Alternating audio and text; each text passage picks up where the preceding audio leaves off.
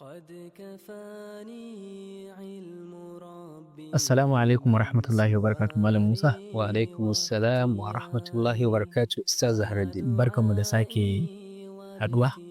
Masu kallo da saurare muna muku maraba da sake kasancewa tare da mu. Malam, a shirin da ya gabata mun ɗan yi magana kan Annabi Adam alaihi salatu wassalam da 'ya'yan shi wannan da ya kashe ɗaya domin ya aure ita 'yar uwar tashi. To anan na katse ka malam. Gaskiya. Ko za mu ci gaba daga nan? Gaskiya ne. To Ustaz Zahraddin, Allah ya saka da alkhairi. Kamar yadda Alƙur'ani ya bamu labari, ɗaya daga cikin 'ya'yan Annabi Adam alaihi salam ya kashe ɗan uwan shi. na'am.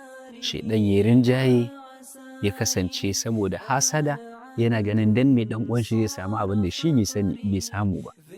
Wannan sanadin ya kashe ɗan uwan shi ya kasance cikin masu nadama, kamar da Allah ta'ala ya bamu labarin abin da ya faru a cikin suratul Ma'ida. Na'am. Ga wanda yake da bukata yana iya komawa ya ga menene yake wajen. To daga ƙarshe Allah tabaraka wa ta'ala ya azurta Annabi Adam da wayansu 'ya'yan wanda gabaki ɗaya da Annabi Adam da 'ya'yan shi gabaki ɗaya sun ta kasance suna kan addinin musulunci. Na'am. Allah tabaraka wa ta'ala ya umarce su da su bauta mashi shi kaɗai. Wannan shine addini na asali, addinin tushe wanda Annabi Adam yake kai da shi da 'ya'yan shi da zuriyar shi.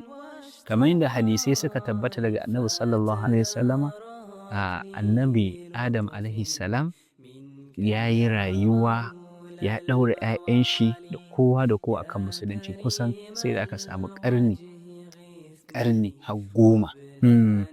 Shine abin da aka samu tsakanin Annabi Adam da kuma annabin da zai zo na gaba.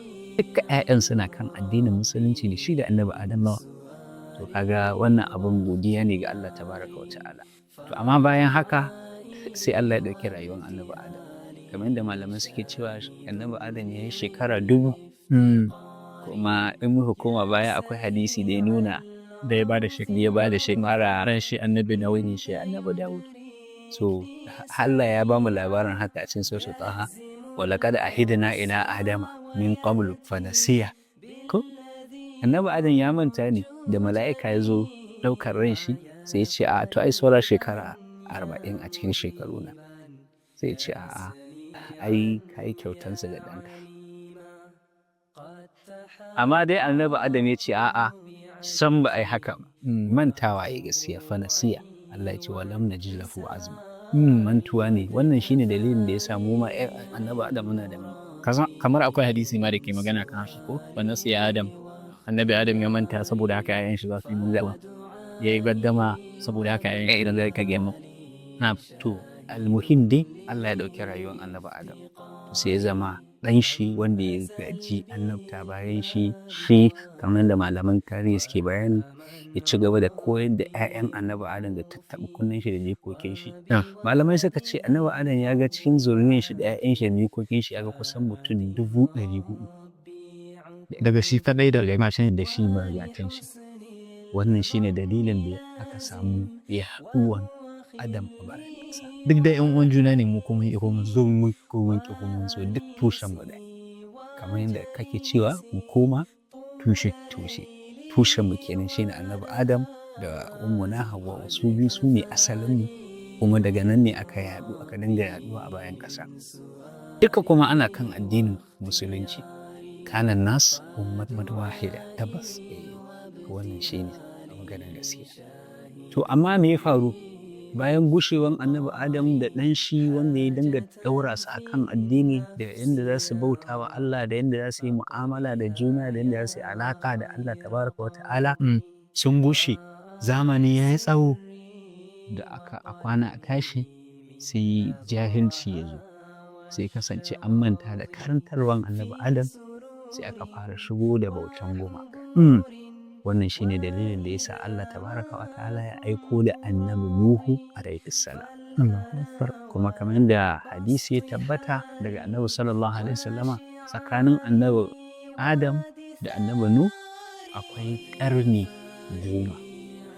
Kowane ƙarni kuma kaga shekara 100 ko? So kaga in ka haɗa kusan shekara 1000 kenan da tsakanin Annabi Nuhu da Annabi Adam alaihi salam. To wannan shine abin da ya faru. So annabi Nuhu shi ya zo bayan 'ya'yan annabi Adam sun fara sauka daga shoulder sun fara tabbatar da. To shi annabi Nuhu ya kasance jika kenan zan iya ce ba nisa tsakanin shi da annabi Adam, tunda annabi Adam yadda hadisin ya nuna mana shekara 1000 babu 'yan kai ne ko da mala'ikan ya zo, so ya kusa da annabi Adam ne kenan wajen ko sai Allah. To malam gaba da mun zo gaba da lokaci ya karatu, sai idan Allah ya sake haɗa mu insha Allah sai mu ɗaura daga inda muka tsaya. Masu kallo da saurare muna ba da haƙuri domin lokaci ya riga da ya ni, sai idan Allah ya sake haɗa mu. Ya haƙuri a takaice ne, amma insha Allah akwai fa'idoji da za mu ci gaba da ɗauka. Allah ya amfana da mu. Assalamu alaikum wa rahmatullah.